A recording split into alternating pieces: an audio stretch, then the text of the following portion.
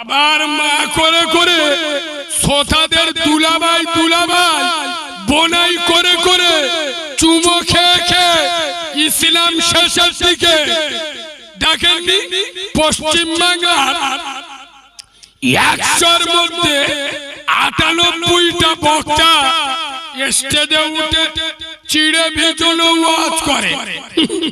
শ্রোতা চটিয়ে ওয়াজ করা যাবে না, শ্রোতা যদি চটে যায় আমার মতো মৌলবীর দাও কথা বলেন হবে না। ওই জন্য বাবারা বাবারা আব্বারা আব্বারা দুলাভাই দুলাভাই কো ওয়াজ করে।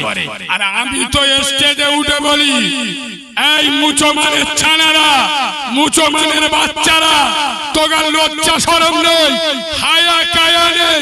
শালা যারা 40 বছর জলসা শুনে এখন নামাজ পড়ে না, 40 বছর ফুরফুরাই গিয়ে এখন মুখে দাড়ি রাখে না, 30 বছর জলসা শুনে এখন হারাম খাওয়া ছাড়ে না, 40 বছর জলসা শুনে এখন বন্দর লোন গুরু লোন ছাড়ে না, 30 বছর ফুরফুরাই গিয়ে এখন 5 ওয়াক্ত নামাজ পড়ে না, 40 বছর জলসা শুনে এখন বাম্মার ভাত দেয় না।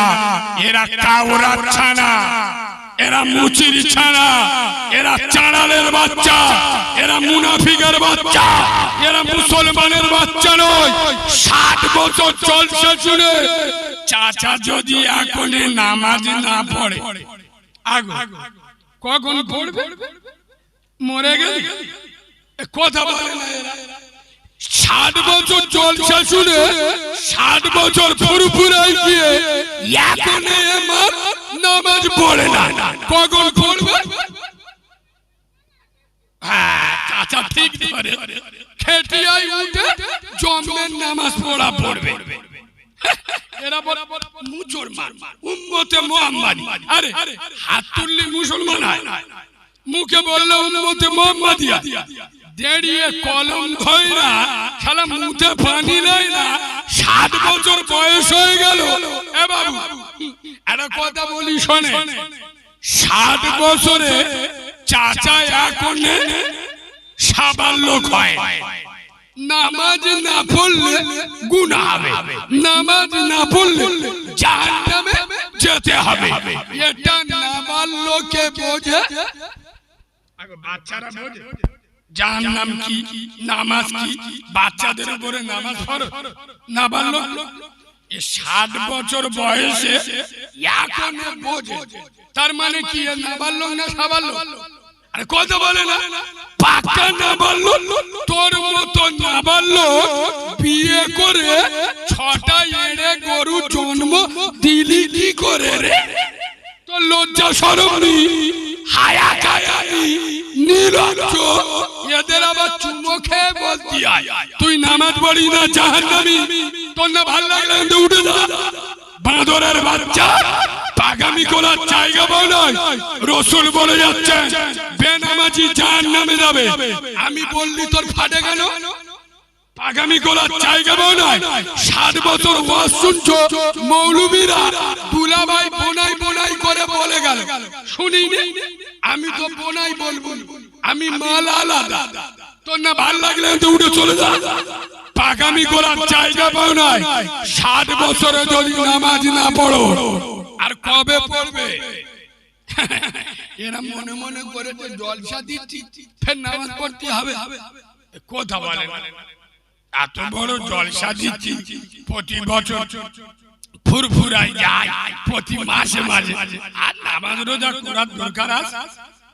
কথা বলে খোদার কসম, যেখানে যান যাই করে আসসালাতু ইমাতুদ্দিন, নামাজ হলো ইসলামের খুঁটি।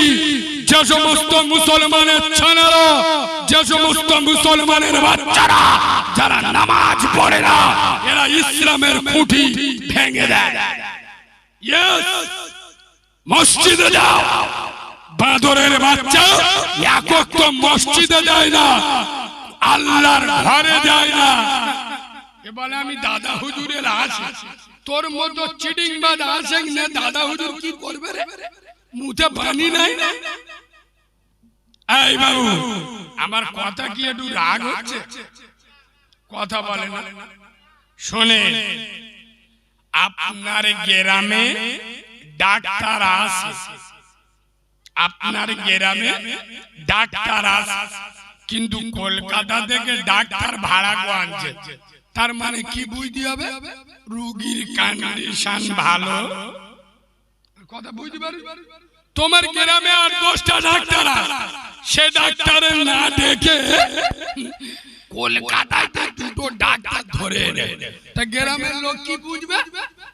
যে রোগীর কন্ডিশন ভালো না, তাই বলে তো গ্রামের ডাক্তার হয়নি, কলকাতার ডাক্তার এনে।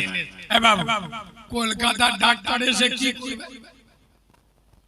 কথা বলে না, ছিড়বে, কাটবে, অপারেশন করবে, রক্ত বেরোবে না বেরোবে না।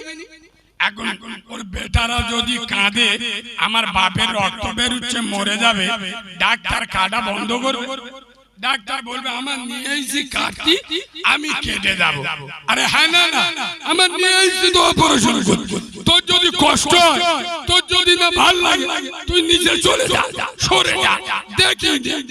বাবু, আমি কি বলছি এরা বুঝতে পারে?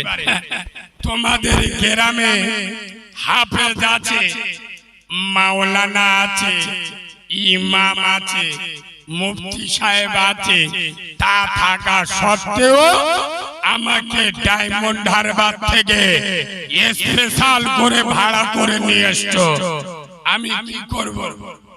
কথা বলে না।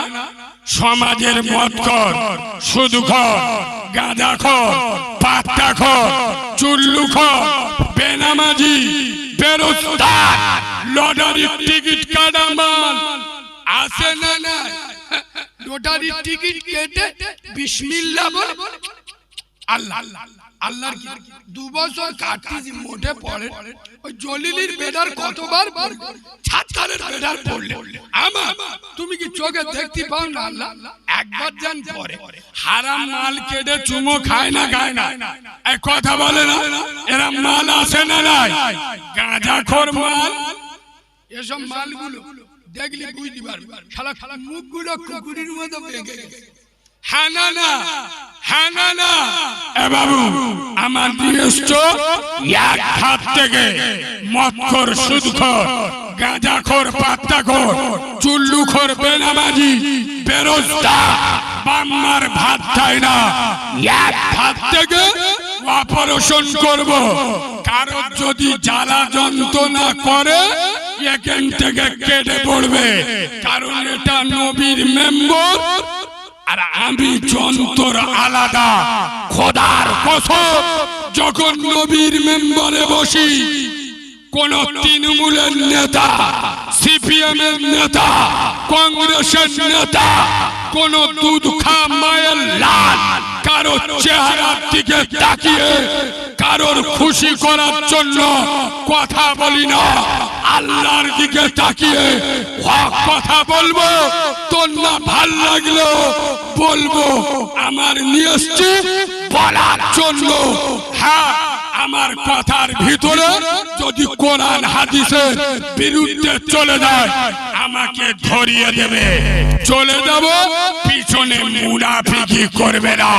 খোদার কসম, আমি যদি বলি এই ঘটকপুকুরের মুসলমান শুয়ারের গোশত খাবে, এরা রেগে যাবে। এমন মৌলবি দিয়েছে আমাদের শুকরের গোশ খাওয়াচ্ছে। কিরম মৌলবি রে? কি বলছো বাবা?